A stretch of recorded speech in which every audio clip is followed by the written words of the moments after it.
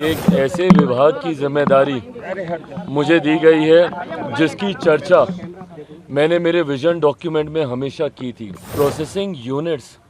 जब तक हमारे प्रदेश में नहीं लगेंगे, खैर अब तो खैर देश भर की ये बात है, देश भर में जब तक नहीं लगेंगे तब तक हम लोग सही मायनों में जो उत्पादन हमारे किसान करते हैं उसकी सही कीमत उनको नहीं मिलेगी। जो जिम्मेदारी प्रधानमंत्री जी ने मुझे दी है उसको पूरी ईमानदारी से और पूरी मेहनत से उसको आगे लेकर जाएंगे और यकीनन आने वाले दिनों में देश के विकास में इस विभाग का एक महत्वपूर्ण योगदान हो। प्रधानमंत्री जी के द्वारा जो भी जिम्मेदारी मुझे दी गई है और ये एक ऐसे विभाग की जिम्मेदारी मुझे दी गई है जिसकी चर्चा मैंने मेरे विजन डॉक्यूमेंट में हमेशा की थी। मैंने बिहार फर्स्ट, बिहारी फर्स्ट में जो मेरा विज़न है उसमें मैंने हमेशा इस बात का मैंने जिक्र किया था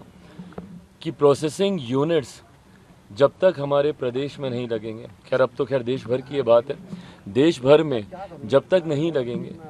तब तक हम लोग सही मायनों में जो उत्पादन हमारे किसान करते हैं उसकी सही कीमत उनको नहीं मिलेगी। कृषि प्रधान देश है हमारा, ऐसे में ज़रूरी है कि जो उत्पादन वो करते हैं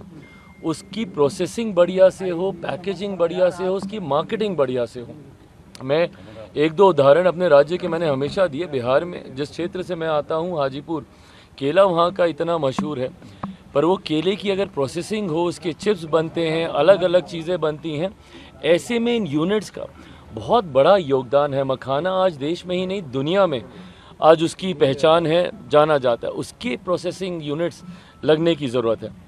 ऐसे में मुझे लगता है ना सिर्फ ये देश में बड़े तादाद पर रोज़गार के अवसर देंगे, जितने ज़्यादा इस तरीके के यूनिट्स हम लोग ला सकें, और आने वाला समय मैं मानता हूँ इस विभाग का है। आज भी अगर आप देखें तो दुनिया के